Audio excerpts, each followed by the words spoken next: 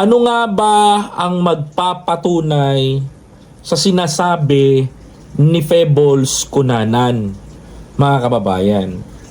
Ngayon po, mga kababayan ko, ay meron pong ibabahagi na isang video na tila po, mga kababayan ko, na sisigundahan ko ho yung sinasabi ni Febols Cunanan. Oho, tama ho kayo ng inyong narinig sa akin. Sisigundahan ko ho yung sinasabi nito ni Febols, mga kababayan ko. Ito ho yung pasabog niya na January, mga kababayan ko, kung saan, mga kababayan ko, marami hong magigimbal. Ano ho ba ito, mga kababayan? Please, panoorin ninyo tong video na to at ihanda nyo ang sarili ninyo sa mga malalaman ninyo, mga kababayan ko. Please watch this video. Alam niyo ba ang totoong kwento ng magnetic lifter?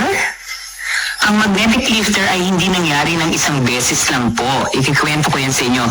Araw-araw ay may dumarating na magnetic lifter sa costume. Okay. Cut tayo dyan, mga kababayan ko. Ang sabi ho ni Febols Cunanan, naaalala nyo ho yung issue ng magnetic lifter. Isa rin ho sa pasabog ito ni Febols ngayon, mga kababayan ko. Isa rin ho ito ngayon sa pinag-uusapan ng buong entire social media community. Mga kababayan ko, hindi lang po pala isang beses nangyari ito, mga kababayan ko. Tapusin natin, sabi ni Febols. Hanggang sa naging importer na tayo ng shabu. Yan ang hindi nyo alam. Ipapasabog po natin yan sa 2026. Ang sindikato ni Man Scarpio, Pulong Duterte, at ng kanyang ama na si Rodrigo Duterte. The magnetic lifter, every day. Okay, mga kababayan ko. Ito bang sinasabi ni Febols Cunanan ay totoo, mga kababayan ko? Mga kapatid, magkaroon ho tayo ng konting investigasyon, mga kababayan ko. Papacho, blooming talaga si Febols. No, mga kababayan, nung si Pangulong Duterte ho ang nakaupo sa termino bilang presidente ng Pilipinas, ang sabi niya ho, mga kababayan ko, galit ho siya sa droga. Tama ho ba ako ng sinasabi? Sabi ho ng dating Pangulong Duterte, galit ako sa droga! Ayoko ng droga! Pamapatay ko! Sino man na nagdodroga? Yan ang sabi niya. Mga kababayan, tama ba ako? Bibigyan ko kayo ng 6 months. Umalis kayo sa Pilipinas. Sabi niya ganon. Naalala ninyo? Then eto, mga kababayan ko, pumutok yung issue ng magnetic lifter. Yung sinasabi ni Febols Cunanan na yung magnetic lifter, mga kababayan ko, totoo ba o hindi? Sagutin ko po kayo. Yes or no, mga kababayan ko? Ang sagot po dyan is yes, mga kababayan. Ito ho yung sample ng magnetic lifter. Ayan. Nakikita ho ninyo? Ito ho yung magnetic lifter na sinasabi ni Febols Cunanan na dinideliver ho sa Pilipinas gamit ang isang cargo shipping. Tapos, mga kababayan ko, ipapasok ko dyan sa magnetic lifter yung mga kontrabandong methamphetamine. Mga kababayan, naintindihan nyo na? Mga kapatid, isa-isayin mo natin. Dyan ho pinapasok, mga kapatid, no? Dyan ho pinapasok yung magnetic lifter, yung ginagamit na methamphetamine. Dyan ho pinapasok sa loob. Ngayon, mga kababayan ko, pumutok yung issue na yan, yung sinasabi ni Febols, pumutok yung issue last year, panahon pa ni Digong.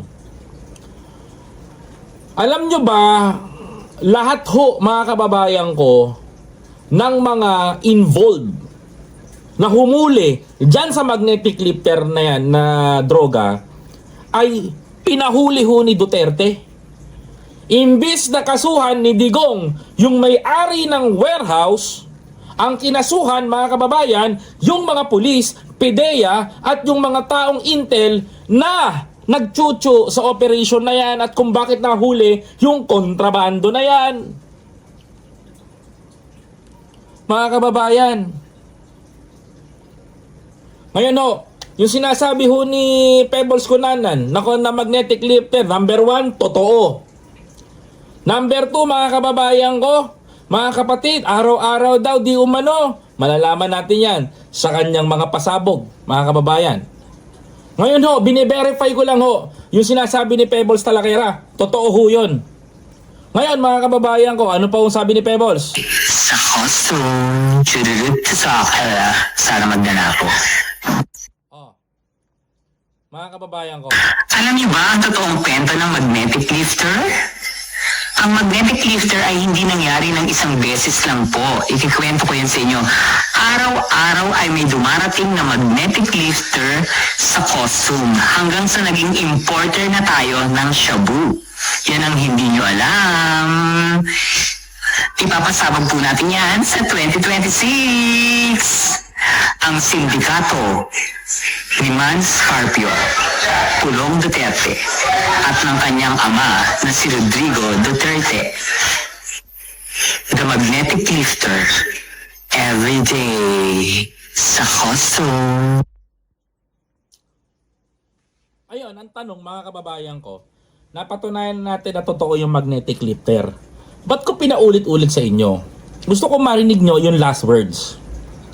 Mga kababayan, para sa kikaalam ng lahat, alam ko ngayon nyo lang makikita to.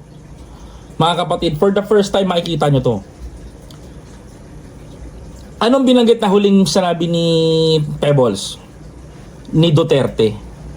Lahat po ng mga sangkot ho doon na pulis sa operation na humuli, dinamay ho sa kaso. Kinasuhan ni Duterte at yung iba ho nagtatago ngayon. Ngayon mga kababayan ko, sino ho ang pinaka-may-ari ng warehouse kung saan nahuli yung magnetic lifter? Sagutin ko ho kayo, mga kababayan ko. Gusto nyo malaman kung sino? Mga kapatid? Sagutin ko ho kayo, sino ho? Gusto nyo ho ba malaman kung sino? Mga kababayan? Gusto nyo malaman kung sino, mga kapatid? Sige ho, gusto nyo malaman, alam nyo ho ba kung sino may-ari ng warehouse sa Valenzuela kung saan nahuli yung magnetic lifter na may tonelalang methamphetamine? Gusto nyo malaman kung sino? Sige, baka may makakasagot ho sa inyo, mga kababayan ko. Baka may makakasagot. Hindi ho si Pulong.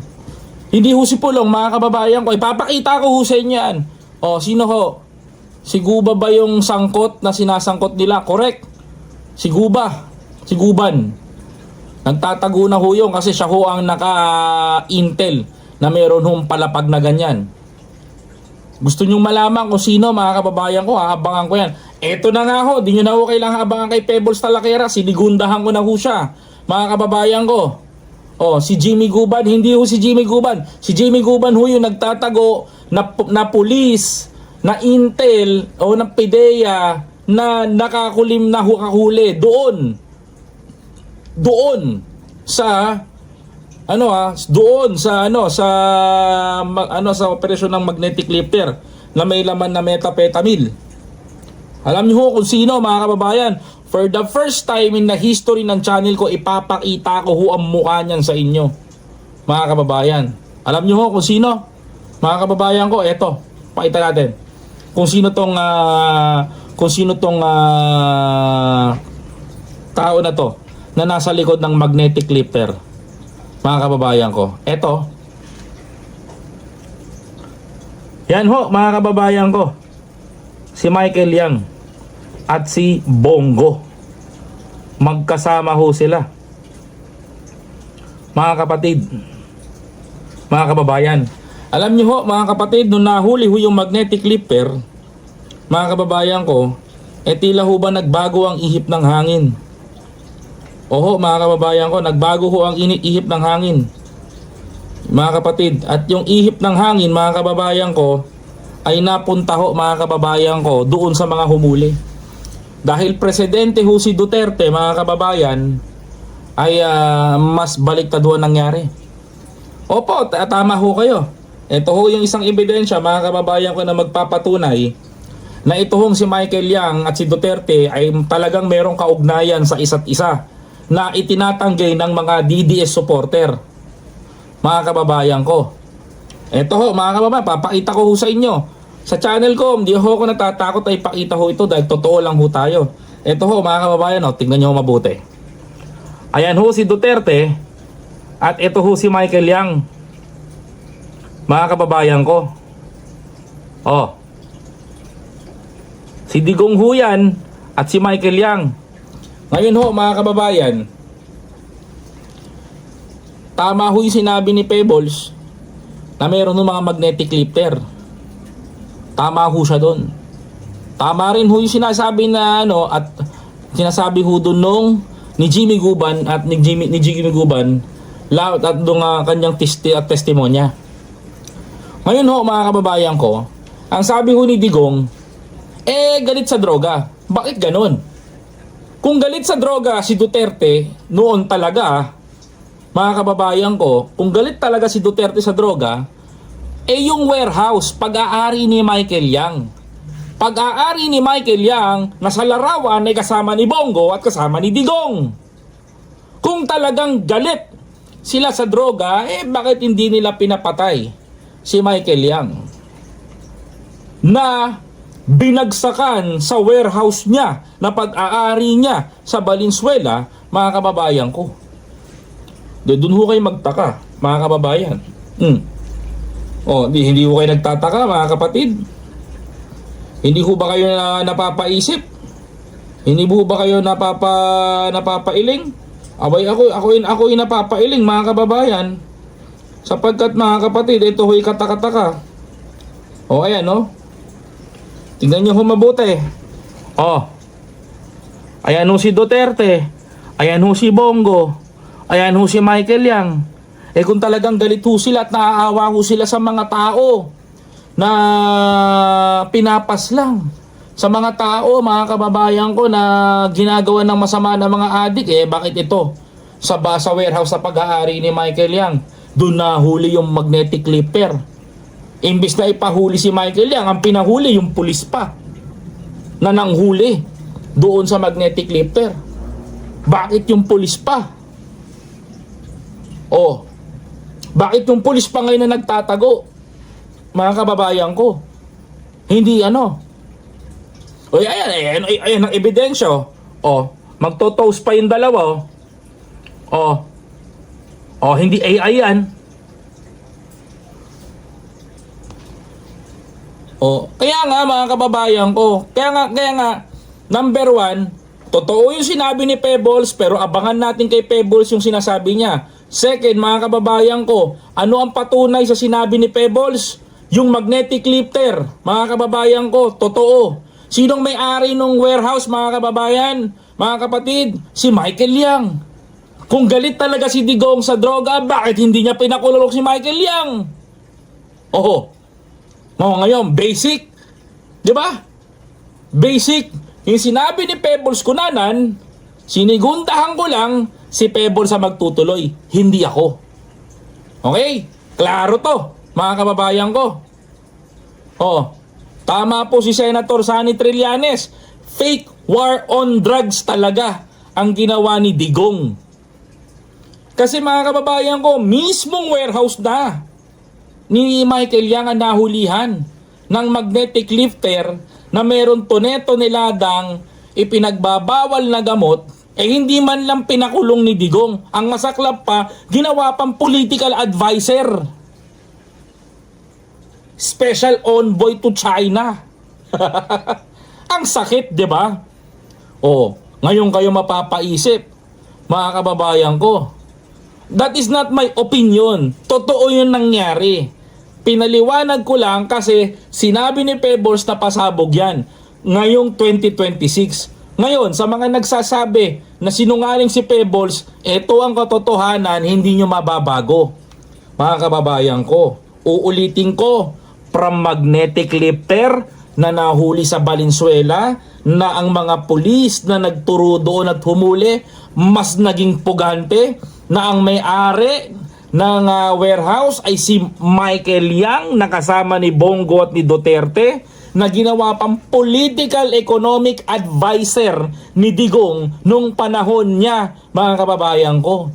Doon kayo magtaka. Kung talagang ang kayong mga dilis, kayong mga Duterte supporter, yang si Duterte talaga, ayan talagang tinuturin yung bayani, iniiyakan nyo yung karton, putya, sige nga, sagutin nyo nga yan.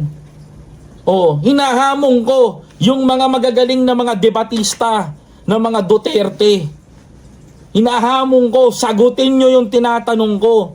Bakit pinahuli ni Digong yung mga pulis na humuli sa warehouse ni Michael Yang? Sige. Palag, game. Yan ang hamon ko. Di ba? Hindi nyo kayang sagutin yan. Hinahamo ako. Hamunin ko nga. Si Badong Aratilis. Sino? Si Joey? Si Coco Locoy? Sino pa bang pangangalanan ko? Yung mga buraoteros? Sige nga. Sagutin nyo nga ako. Pag hindi nyo nasagot to, ibig sabihin, totoo. Ayan maliwanag sa sikat ng araw. Di ba't nagtatago si Michael Yang ngayon?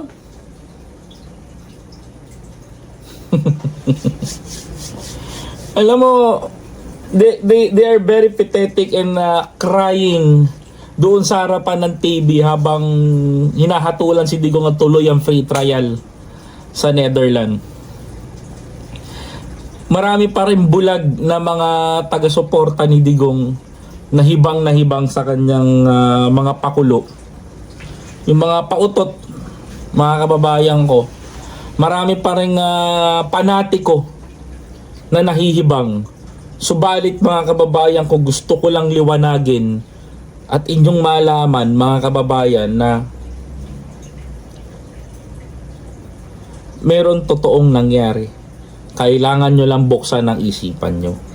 Kaya doon sa mga dilis na nagtatanggol, mga dilis na nagtatanggol, sige nga sagutin nyo ako. Kung talagang nilabanan ni Digong ang war on drugs, bakit itong may-ari ng warehouse na nahulihan ng toneladang pinagbabawal na gamot, hindi niya pinakulong, hindi niya nga rin pinatodas, ginawa niya pang political advisor.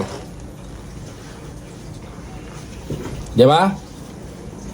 Kaya mga kababayan ko, kung kayo marunong mag-isip, marunong kayong manindigan, kaya nyo tignan ito. Kaya nyo malaman ito. Kaya nyo intindihin. Mga kababayan, ba't ako magbabalik ng mga Duterte kung sila mismo ay pinoprotektahan yung mga nagbebenta? Diba? Kaya mag-isip-isip kayo, mga kababayan ko. Please don't forget to follow, like, comment, share, and subscribe. Manda na kayo mga Duterte.